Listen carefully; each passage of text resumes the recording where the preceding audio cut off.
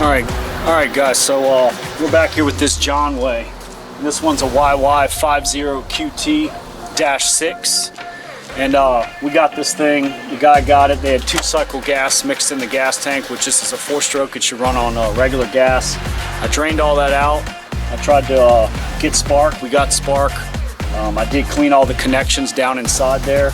And the petcock here was leaking. It's not even a petcock, it's really a little fuel pump. So what I did is I went down here to the coil, traced all these wires up here. I put wire loom all the way back to the starter solenoid.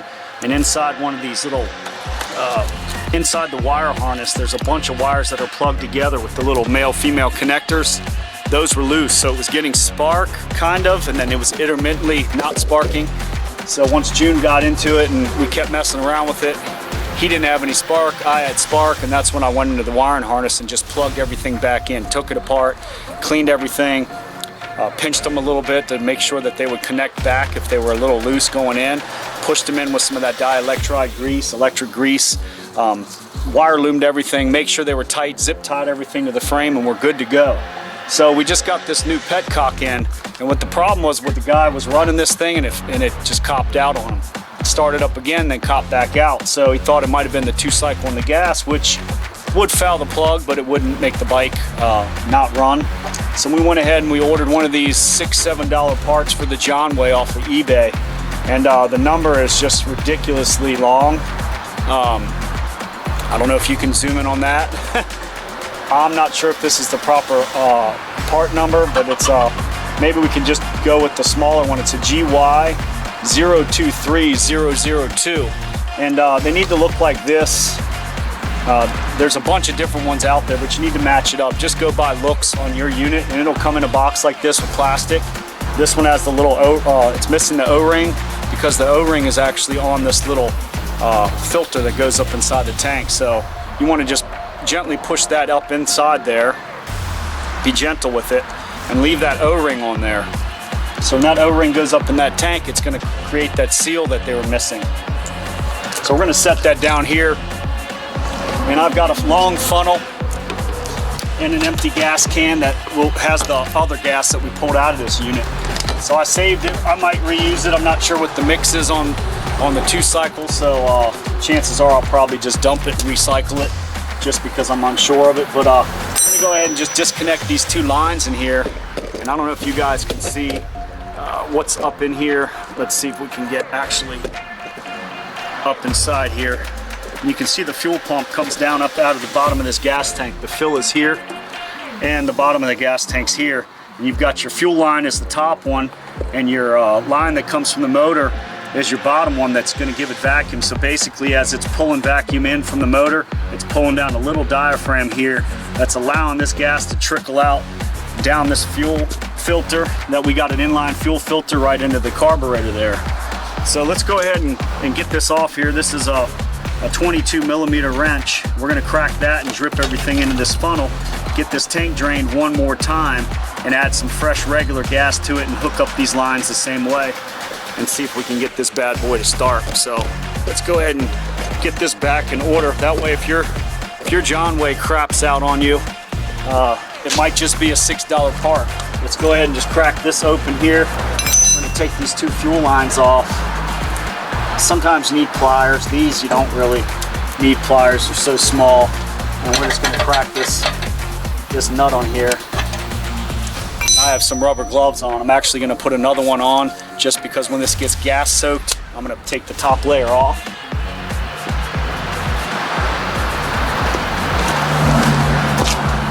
That way it won't really get down in my skin. It'll stink for the rest of the night. I got other stuff I need to work on and do. So let's get this funnel over here and crack the seal on this gas tank, and it's going to start pouring out.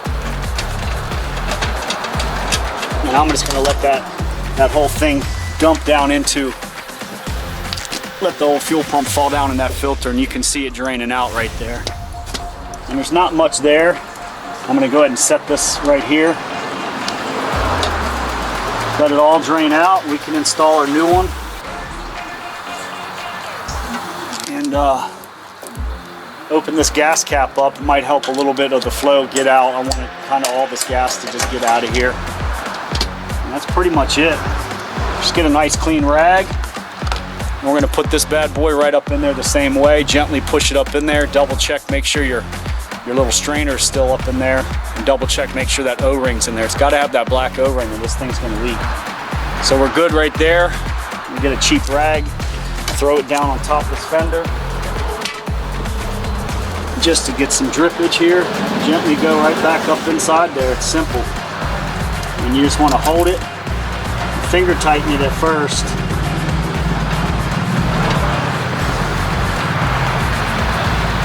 And once we get it nice and snugged up in there, we'll give it a little bit of snug with that 22mm wrench. Don't want to kill it because you'll squish that O-ring way too much. But you do want to hand tighten this thing first. Make sure the threads are on there good. And hopefully this starts the bike. If not, we're gonna have to double check these vacuum lines. You know, this is a used bike, bought off the internet, as most of us do.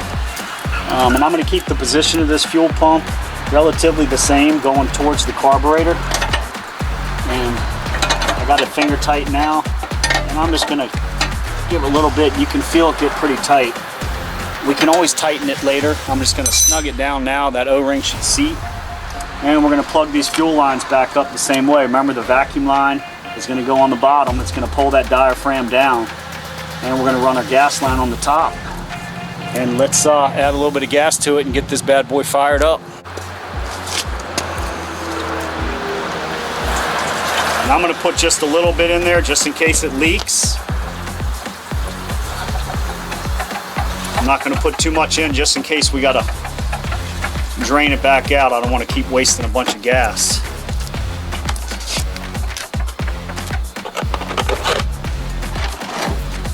And let's see if this thing fires the way we want it to fire.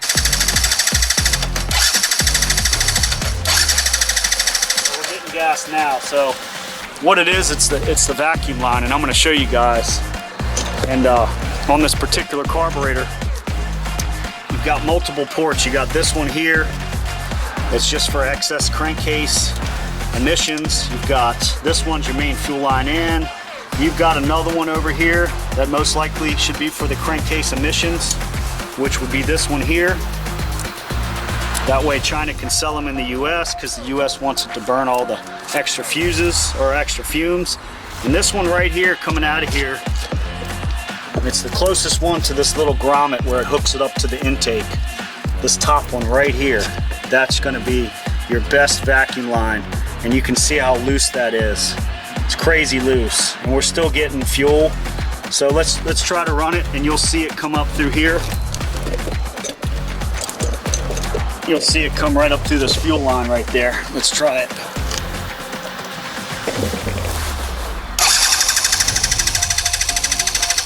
You can see it's purging right there, and it should start. Once that gas gets down to that carburetor bowl, lifts that float up, this thing should fire up. I'm going to put a zip tie around that one loose vacuum line because it's definitely sucking air. I don't think I have any line that small at the shop here, so let's try it. Let me check.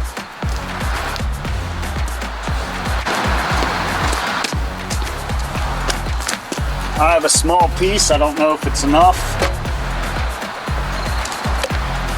We will try. The more vacuum, the better that pump's gonna work. It's an oddball size. It's really small on the carburetor and really big up here, so we try it again.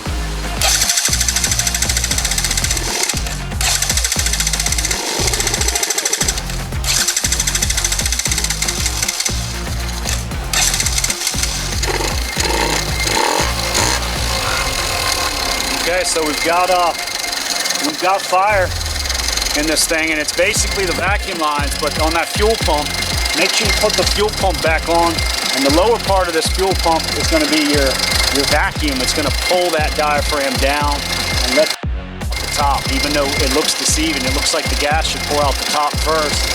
And the bottom should also have gas, but there's a diaphragm in there, and when that vacuum pulls down, it pulls that diaphragm down and lets that gas go out that top outlet. It goes right down to the car. And basically when this motor's on, it's creating vacuum, pulling this through this vacuum line, pulling the diaphragm down, allowing that gas to go on. When you turn this motor off, that diaphragm sits up permanently because there's no more vacuum, the motor's off, and your gas is shut off. So that's basically like a turning on and off knob on this particular unit, Jonway. They use the fuel pump / fuel shut off all in one. And we'll give it a little gas, see if the wheel turns here.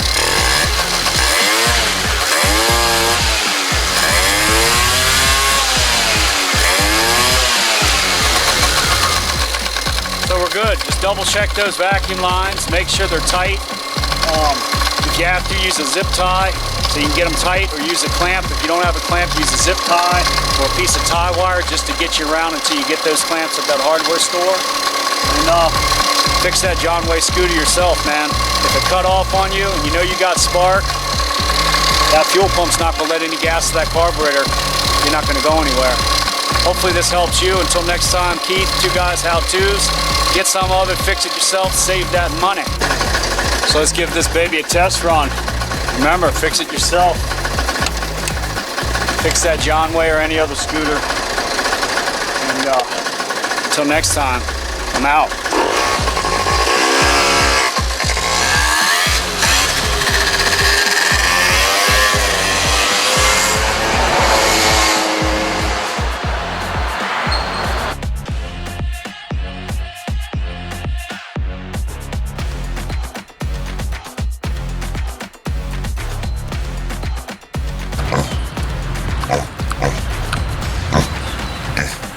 I'm not a pig, I'm a lawyer.